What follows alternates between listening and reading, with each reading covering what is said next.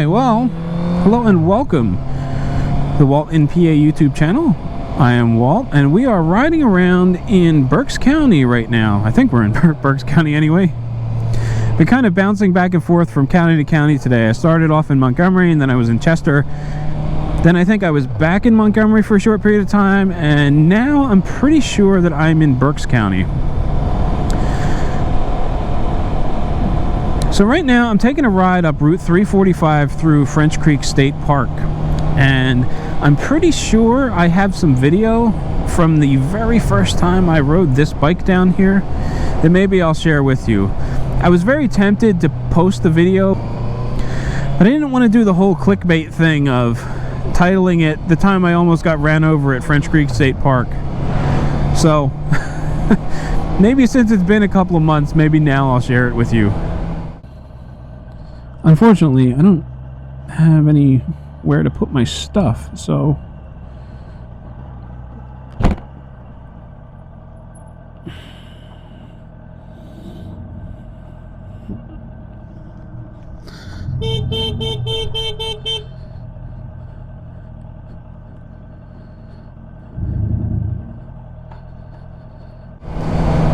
you may come to learn that I'm very particular about what I share and how I share it, because I don't want to be perceived as sleazy or used car salesman kind of a thing.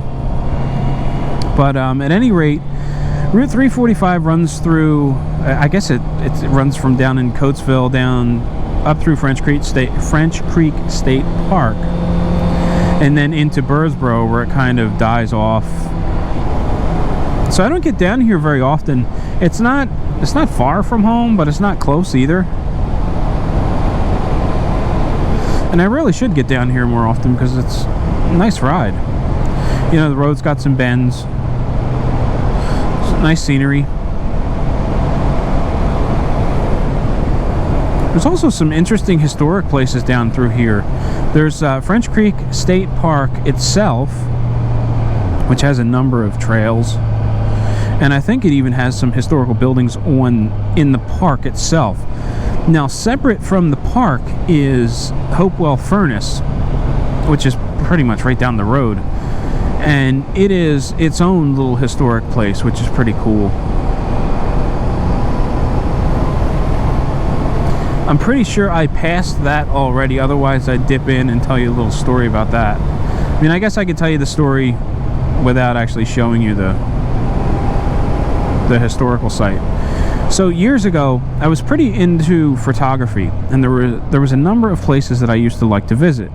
French Creek State Park was one, because there was a cool little waterfall that you could hike out to and take photos of.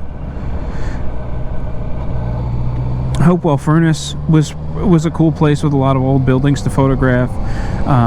St. Peter's Village is close to here, and it's kind of an interesting little town with lots of boulders and graffiti and stuff like that. That's kind of fun to check out. It makes for good photo opportunities.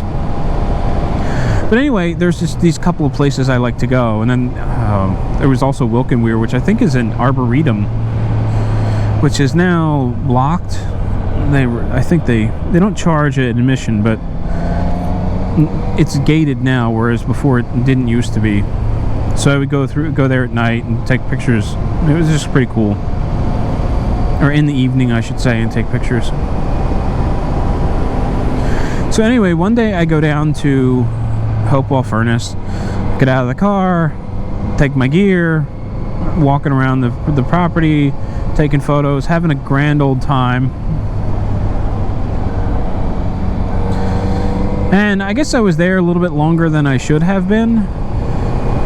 When I got back to my car, there was a note under my windshield wiper, and I thought, oh great, what did I do? What did I get in trouble for? And basically it was just the park ranger or someone leaving me a note saying, hey, I can't stay any longer. I was trying to wait until you got back, but park hours are, you know, such and such. I need to go. I'm locking the front gate. You'll have to follow this crude little map to get out.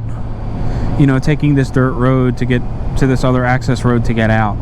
So it was kind of cool. I mean, kind of cool in the sense that it was almost like an adventure getting back out of the place.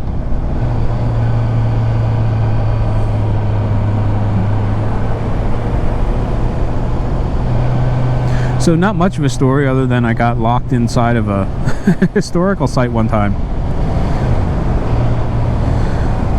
Oh man, I was talking to my brother a couple of weeks ago. My brother used to ride for years, and then he really hasn't ridden much over the last few because of his work schedule.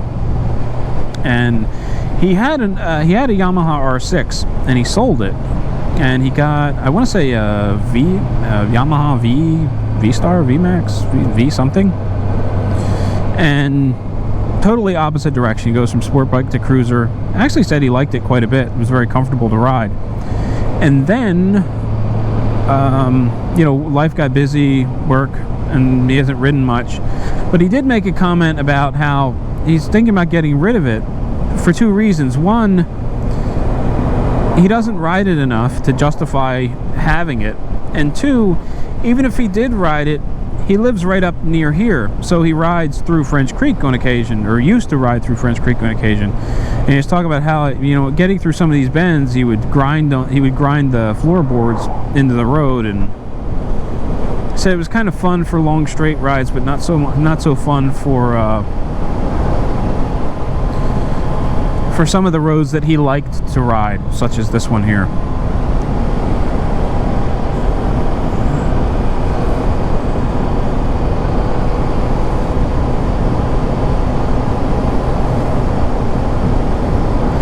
You know, I've been resisting the urge to play music over my rides with no talking, but you know, if there was any road which would kind of warranted it, would probably be this one. I might have to experiment with that, come back, pull all of the audio out and just play music. Because of course I'm talking over the engine noise and the exhaust and all that.